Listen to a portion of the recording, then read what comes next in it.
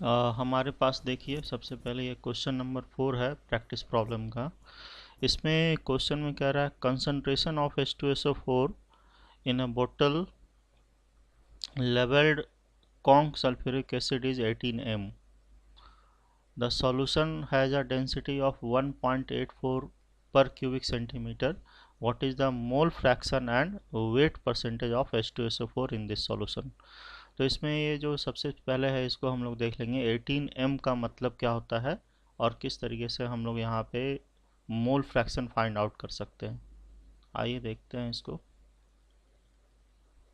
देखिए सबसे पहले है अगर 18 m लिखा हुआ है तो इसका मतलब है कि 18 mole of H2SO4 is present in 1000 ml of solution.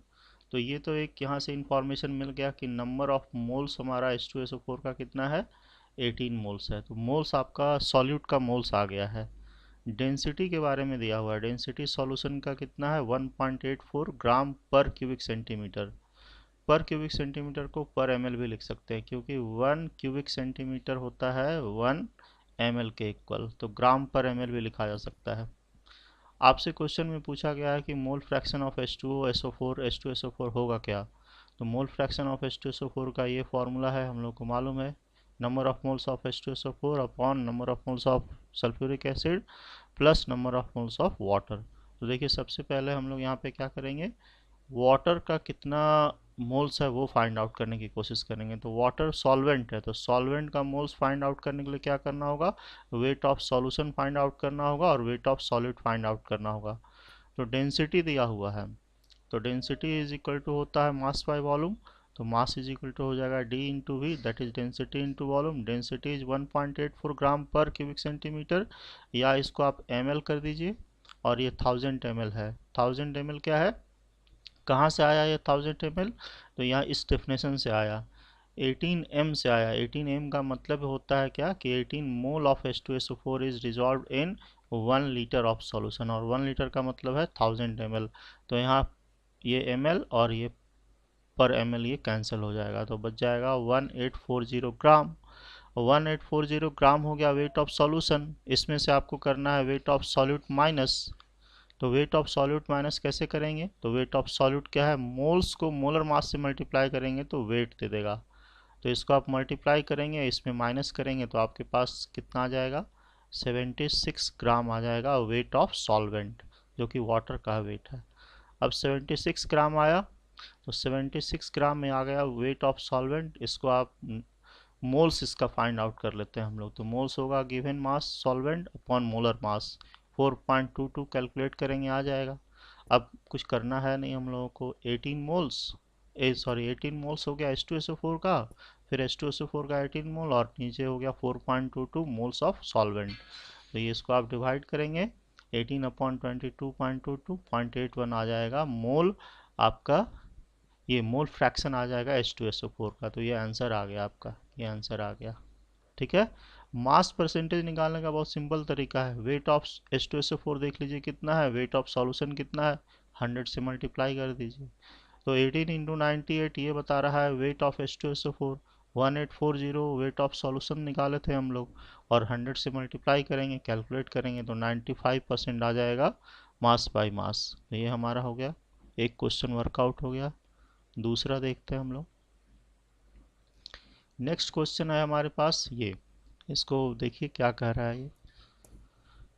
18 gram of glucose है जिसका मोलर मास प्रोवाइडेड है और प्रेजेंट है 500 cubic centimetre of its aqueous solution.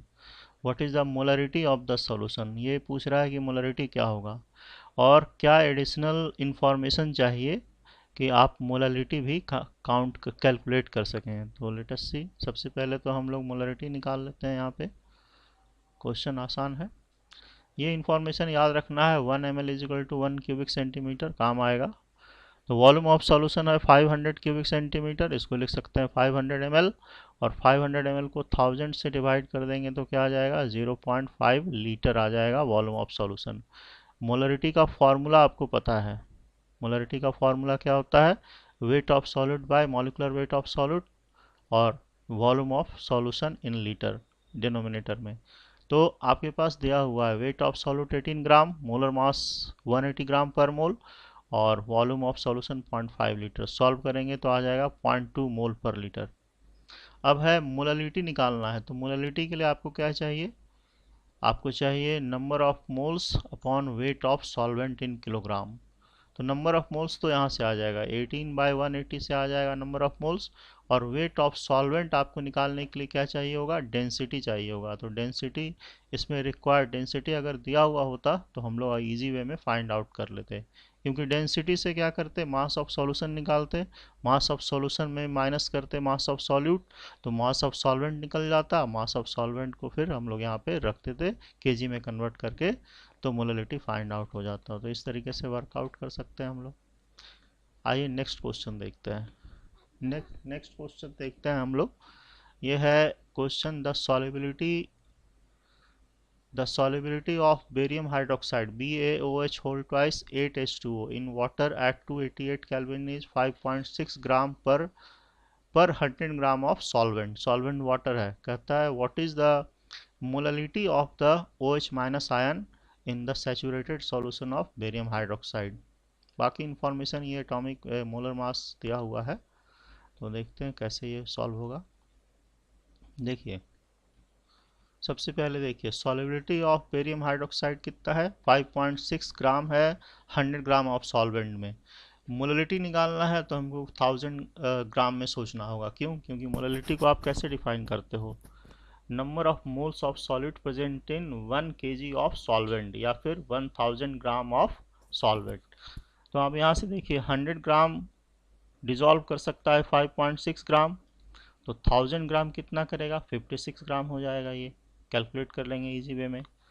अब आते हैं हम लोग मोललिटी कैसे कैलकुलेट करेंगे। तो देखिए molar mass of barium hydroxide 8H2, ये आपका सॉल्यूट है, तो इस सॉल्यूट का मोलर मास कैलकुलेट कर लेंगे, डेटा दिया हुआ है। मोललिटी का फॉर्मूला हम लोग लगा देंगे यहाँ पे, wait of solute bye molecular weight of solute upon weight of solvent in kilogram. तो देखिए आपके पास क्या है, वेट ऑफ सॉल्यूट 56 ग्राम है जो कि प्रेजेंट है 1000 ग्राम ऑफ सॉल्वेंट में, तो 56 को रखना है यहाँ। और मोलर मास ऑफ सॉल्यूट जो बेरियम हाइड्रोक्साइड है BaOH होल 2 8H2O, ये आपका कितना है, इसका आया है कैलकुलेट करके 315 ग्राम पर मोल। तो इसको आप रख देंगे यहाँ पे। फिर 1 kg आपने क्या लिया है, मास ऑफ सॉल्वेंट लिया है, इसको वर्कआउट करेंगे तो 0 पॉइंट आएगा, ये एक्चुअली आता है 0.17777 ऐसे, तो इसको आप कर लेंगे 0.178 मोल पर kg। अब देखिए यहाँ पे क्या है, हम लोग को ये समझना होगा कि अगर आपके पास बेरियम हाइड्रोक्साइड है तो ये जब आयोनाइज करेगा तो ब्रेक करेगा बेरियम 2+ में और +2OH माइनस में। अगर इसकी मोललिटी अगर x है तो इसकी OH माइनस की मोललिटी क्या हो जाएगी, 2x। इसलिए मोललिटी ऑफ OH माइनस कितना आ जाएगा, 2 into molality of barium hydroxide. तो 2 और मोललिटी को मल्टीप्लाई करेंगे यहाँ पे तो 0.356 आ जाएगा मोल पर kg। ठीक है।